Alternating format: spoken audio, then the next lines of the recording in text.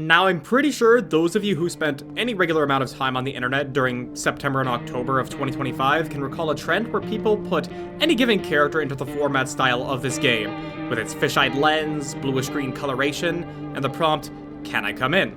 And if you haven't, well then, alright, I guess this example just kind of crumbles to dust. Regardless though, this was a game on my radar when I first saw Jacksepticeye play it during the release of its early access. Did you miss me? And having it come out recently, I was excited to get into it, especially with the explosive popularity of internet horror series such as the Mandela Catalog. So the premise for the game is pretty simple. You spend each night answering your door and deciding whether to let in a variety of freaks and weirdos into your house or not. For whatever reason, they say they need to be let in. During the day, you then speak to those people to determine if they're visitors, which are human look-alike monsters that rise up out of the ground to try and kill humans, much like the alternates from the Mandela Catalog.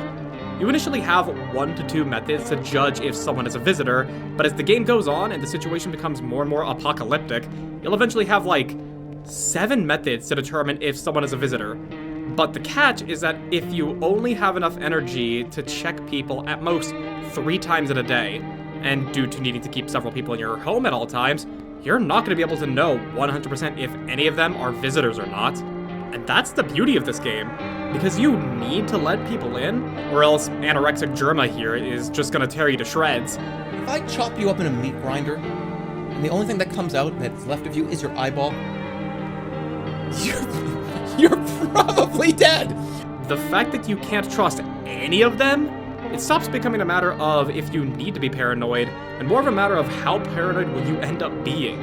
Because you can just kill anyone for the slightest suspicion if you really want to, but then if you do, you'll be churning through potentially innocent people as much as the totally trustworthy and not at all evil or incompetent government organization FEMA. But it's not just a paranoia generator, however effective of one it may be. The game does also have a central plot that has many branching details that can lead to potentially 10 or more endings based on your choices. So to give the brief rundown, the sun's just exploding or something? I don't know. The government doesn't know. Scientists don't know. Nobody knows. What we do know, however, is that the world is getting fried. The visitors are coming. FEMA is butchering people. The animals are leaving. The aliens aren't contacting us. We might be alone. It just might be you and me. But that's okay, because do you really need anyone else? Come, break me down. Bury me. And as previously stated, you are just trying to survive, and you need other people around to make that possible. And these people? Oh man, they sure might be. And there is a shockingly large amount of possibilities for the people that can be at your door. And of them, several can completely change the course of how your playthrough can go. So, let me just tell you some of the highlights of my first time with the game. First is that I met this unnaturally handsome guy for the game's art style that's apparently immortal?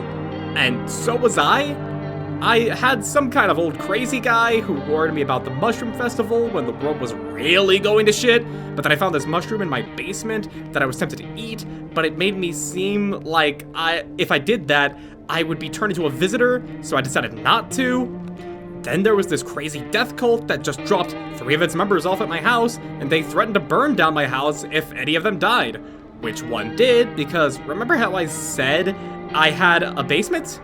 Yeah, well, I only could access it because of a cat that was brought in by this one woman who I think is guaranteed to be a visitor every playthrough, so she ended up killing one of the cultists. And why did I not kill her if she was a visitor? Because she brought the cat in, and I didn't know if killing her was gonna kill the cat or not. And it turns out, I didn't even need to worry about the cultist's death, because the entire playthrough there was an insane gunman shooting down just anybody for the slightest hint of being a visitor, just like you're able to. And he asked to check me, and turns out, you really don't want to have good dental hygiene in this world.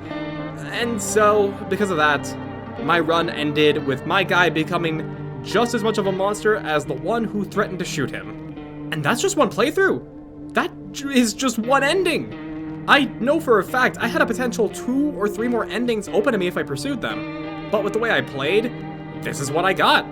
So just think about all the other combinations of events, plot threads, and endings you can possibly get. If you have played Slay the Princess before, it's gonna feel very similar to that, but instead of there being many options that you can predict where they'll go, but never know the end result until you make those key choices, you are left constantly paranoid if you made the right choice and to what extreme, on who to let in, on if you should have killed someone, so on and so on. It doesn't have the same emotional depth and meaning behind it, but it doesn't need to because it's trying to create a sense of unease, paranoia, and distrust in you, which makes every choice that much harder. And then of course is the presentation as well. The fact that the game is very deliberately meant to be sort of ugly prevents you from finding a sense of normal with it at all, and so you can't ever find real comfort during this horrible apocalypse. And the fact that pretty much not a single person actually looks like a real person, you can't rely on their appearance to see if they're a visitor or not. I think some of them even get randomized to have different features when you test them as well, so you can't even rely on memory for everybody. And then there's the story outside your house you see develop every night, with FEMA killing people, houses getting burned down, and the big scary visitor honestly being the stuff of nightmares outside. It all ends up being such a wonderfully uncomfortable experience, and I love every minute of it. So, if you like games where your choices shape how the story plays out, if you like doppelganger horror, and if you like being a paranoid son of a bitch, then No, I'm Not Human is the perfect game for you. It is delightfully ugly, and I thoroughly recommend it.